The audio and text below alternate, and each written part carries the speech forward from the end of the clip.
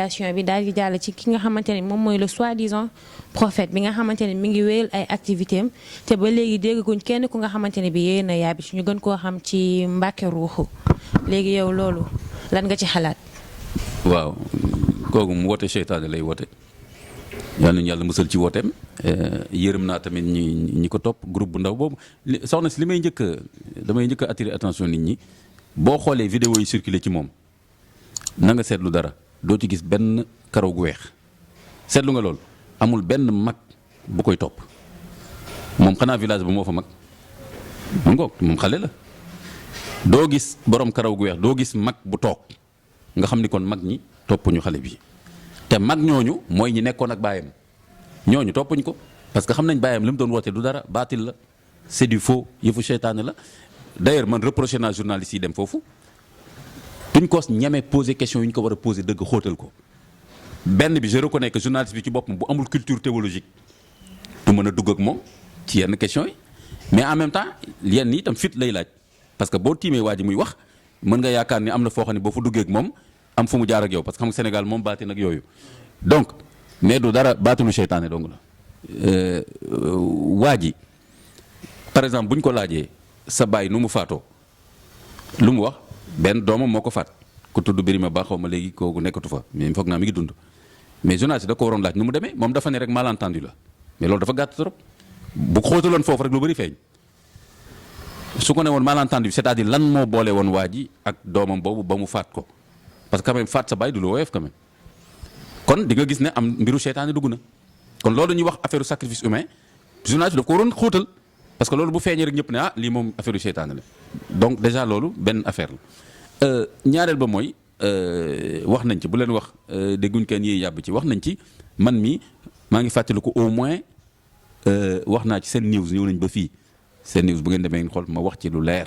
ne leen nag dafa am fu ma ci yem parce que pour l'instant maa ngi toll ci collecte d'information parce que su ma gaawee wax aussi jékki-jékki ñoom ñu génn daal ne demeewul ni demeewul lu nit ñi di wax voilà Imam Kanté dafa yàkkamte lu génn mu wax et cetera donc moo tax jotoon naa ci wax dara ci seen news Sénégal tamit wax naa ci lu leer nañ mi ngi ci vidéo yi dégg naa ay plateau tamit ay oustaz yu ci wax ak ay imam yu ci wax donc vraiment wax nañ ci ñooñu tamit nangul naa leen tamit ñu wax ci la ñu jot a xam parce que aussi affaire bi doo ci xuus ba nga nekk di dafay émission nit ñi wóolu la jàpp ne dëgg ngay wax et cetera nga xuus benn journaliste daal di dem génne benn affaire ñu daal ne voilà gis ngeen imam yi na ngeen leen moytu loolu tam la ñuy bañ ñun tamit dañuy sàmm suñu der donc lu mel noonu mais heureusement wala boog tamit malheureusement liy feeñ ci waaj yëpp dafay dëggal rek ni woote seytaane la donc man bokkuma ci ñi naan ay mën na am ak mën na am du moom ak mën na am du moom waa ji waxal na boppam koo xam ni sañ ngaa tabax dara tuddee ko suudu Allah la maison de Dieu ñun ci islam jàkka lañ xam te jàkka xam ne ñeen fonction la am ak tamit ni ko charia tëralee ku am sañ-sañu tabax sa yëfu bopp na nga seetlu dara de benn néeg bu ndaw la nii boo xam ni kenn du def dara ci biir lu dul am na ay mbir yu ñu fay jàng ak yooyu mbiru seytaane la rek léegi nag mais wër bi dañ koy wër kon ku sañ a créer sa aju bopp daan ne bisu tam xarit laay aj 10e jour muharram ci laay aj te sa aj mooy lan mooy wër loolu nga tuddee suudu Allah suudu seytaan néegu seytaane la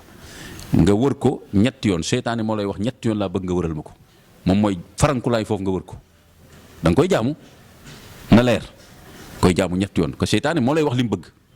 moo lay wax par exemple da ngay julli ci der bu am sawu xar wala nangam lu am sobe wala yu mel noonu seytaane moo lay wax li mu bëgg te toujours li mu bëgg mooy yàlla lay doon forcément donc mi ngi jéem a nax journaliste naan ko ñun li ñuy def yëpp mooy li alquran wax loolu la alquran wax alquran kay joxoñ nañu kaaba gi mooy fan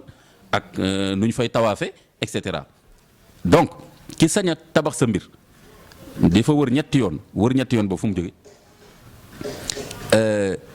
julli ñetti raaka boobu fan la jóge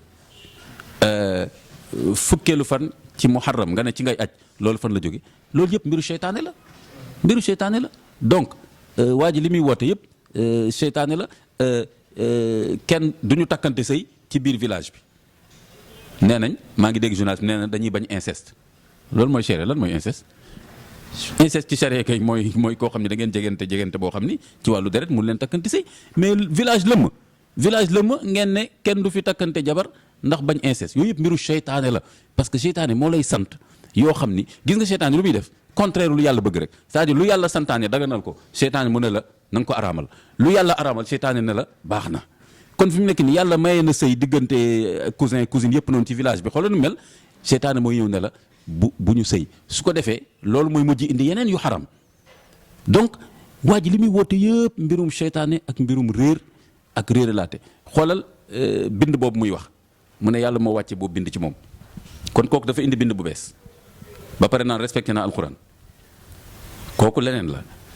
bind boobu nit ñi dañ naan pulaar du sax pulaar nee na bind bi daf ko wàcc ni mais du pulaar moo ko bindal boppam noonu seytaane moo lay jox yooyu moo lay jox ay wax ak ay bind ak ay jëf gis nga wëral fii moo lay jox ay date aussi seytaane moo ko bëggee doon xërëm la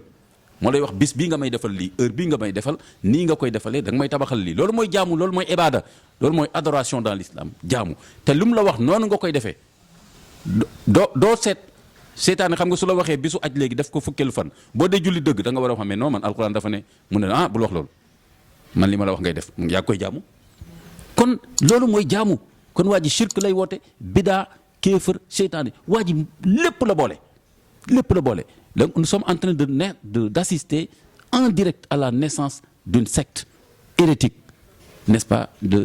qui se prévaut de fetal ko ay nit yu bëri topp ko ñu déformer origine bi alors que tey ñun ñëpp a ngi gis origine bi ne kéefër la woote seytaane la kon mi ngi noonu léegi nag nañ ko gën a dénoncer léegi nag xam naa oustaz yu bëri yu doon gàttañlu amuñu information bu leer léegi nag affaire bi leer na waa ji waxal na boppam xam nañ ne li muy woote mbiru seytaane la mbiru kéefër la léegi nag oustaz yi sama collègue oustaz yi nañ ko gën a clarifier gën ko leeral mais loolu rek lañ mën a def nag parce que aussi on est dans un état laïque boo xam ne dafa ne ku nekk la neex nga gëm tant que forcé woo ko nit ñi tant que defoo trouble à l'ordre public bu demoon nag ba indi trouble à l'ordre public comme bu njëkk ba nam amee woon ba ñuy reyante seen biir ba ñu jàppaleen tëj en ce moment là état bi du mën a intervenir mais kon nitu diine yi daal nañ leeral masala bi beneen point bi moom mi ngi woote naan ruuxullah naan Isa moo dellu si képp ku la ni man maay Isa bu dellu si ne ko ana sa baay bu la nee am naa baay rek ne ko fen nga parce que Isa du mësati am baay amul baay yàlla moo ko bindee noonu dafa am lu yàlla bëggoon régler te régler na ko kon Isa dina dellu si mais Isa bi ñu xam mooy Isa ibnu Maryam ku la ni maay Isa ne ko kuy sa yaay bu la waxee keneen ku dul Maryama dawal